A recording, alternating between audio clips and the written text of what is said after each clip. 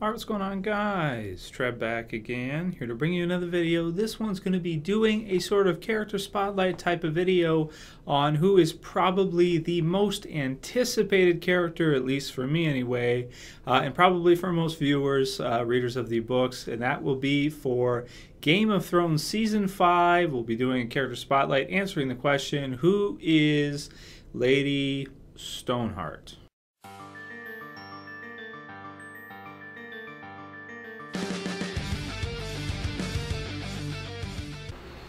Spoiler warning. That's a spoiler! You spoiled it for me! Yeah! Okay, yes, this will contain spoilers, and I want to let everyone know that right away.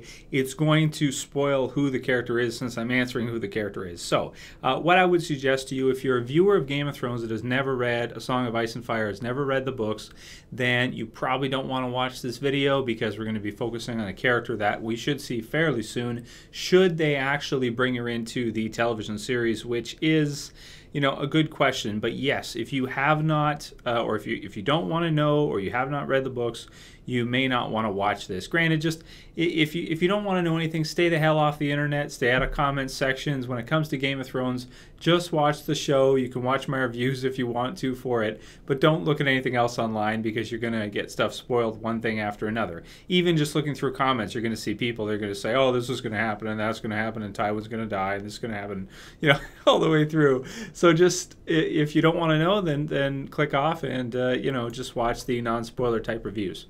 So my favorite quote for this one for Lady Stoneheart goes, "She don't speak. You bloody bastards cut her throat too deep for that. But she remembers."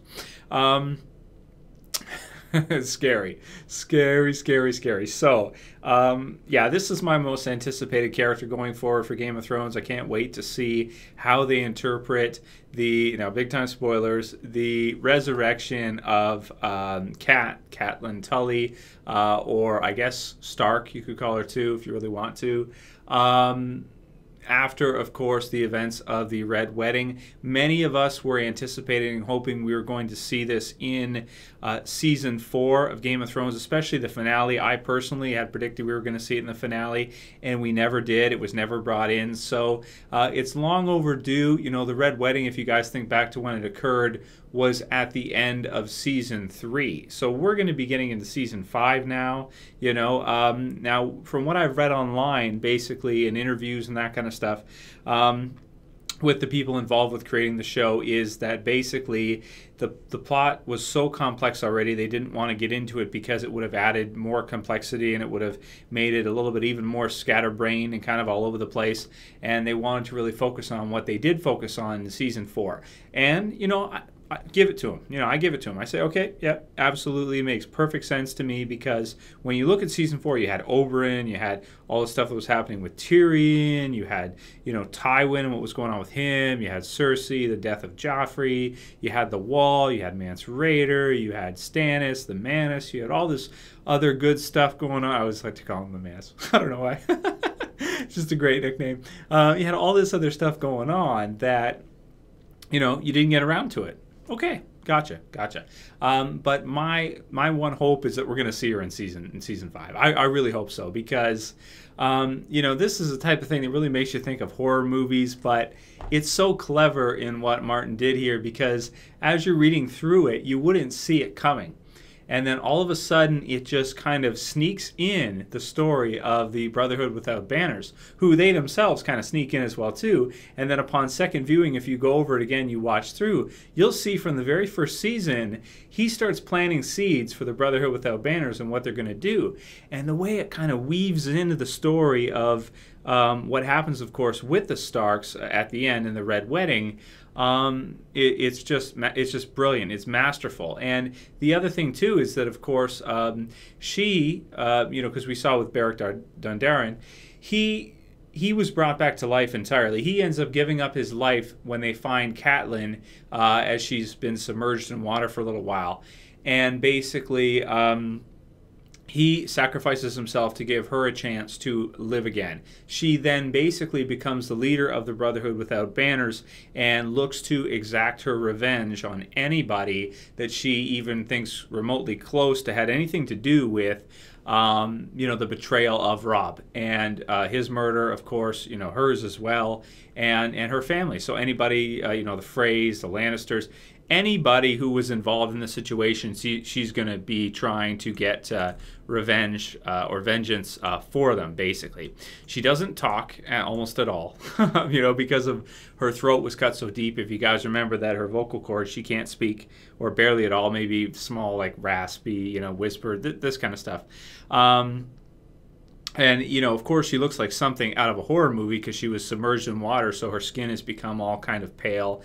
And, you know, she's kind of like the undead, sort of, you know, wouldn't be able to rest and move on, you know, to the afterlife due to what happened to her and how much pain she went through. Her soul is like just a tormented, wrecked soul from what we saw. So I think her as a character, you know, getting to see her exact some revenge on the Freys, you know, anyone else too, Lannisters, Boltons, whoever, hanging them and all that kind of stuff like she does in the books, would be absolutely incredible to see in live action. The only thing about it is I'm not sure 100% if they're going to do it in the TV series. If they want to stick, you know, as close to the books as possible, I hope they do it. I think it makes a lot of sense, and for people that like the Starks or people that like the family, I think it's a really, really twisted and weird and freaky way to go with it, and I love it, man. I love it. I love the idea. I love the character. Well, she's not really a new character, but she's kind of a, you know, rebirth or resurrected, you know, form of her. And I really like the way that kind of snuck in, you know, the way he snuck that in, because it was, we had seen that with the Brotherhood Without Banners and what Thoros of Myr had brought back Beric Dondarrion a couple or a few times, wasn't it? You know, even against the Hound, we see him bring him back again after he's killed by him. And his brother too, of course, as well. So really interesting stuff, and you know, I hope they bring her in as soon as season 5 starts. I think that would really add some great stuff to the series, make it really exciting. And she's just a crazy, I mean, that's a fearsome, really scary horror movie-esque, and we're on her side. You know, if you like the Starks, and I love the Starks, I'm 100% for it. I'm like, yeah, do your thing. Start hanging fields of dudes everywhere. You know, go through the woods and just every tree, line them up. You know, just take them out for what happened to Robb. Man, Game of Thrones is too freaking good. Just too good. Amazing stuff. So let me know what you guys think they're going to do with it. Do you think we're going to see the character? I really hope we do. I hope it's not dropped or anything like that. And from the looks of it, from the interviews I've seen, it sounds like we are. They just didn't get time for it. I hope the actress who played Catelyn, I don't know her name off the top of my head, but I hope she's down with coming back to do a season 5 and getting some revenge for what I would think she would want to be, you know, get some revenge for what happened. Wow. Let me know what you guys think about that. Let me know what you think about the character, when you think we're going to see her in season 5, and, you know, just your overall thoughts. Let me know what you guys think. If you like the video, the character spotlight, go ahead and thumb it up below, like it. If you want to help support the channel, share it on your Facebook or Twitter, favorite it, and if you're new to the channel, feel free to subscribe. Got lots of other stuff coming for Game of Thrones, talking about season 5. Of course, you guys know The Walking Dead, everything else to do with the channel. Lots of great things to talk about, lots of great shows, and love the good old sort of, not supernatural, but kind of out there drama. Cannot go wrong. Yeah, so that's it for this video, guys. See you tomorrow for the next one. This is Trev, as always, and I'm saying peace.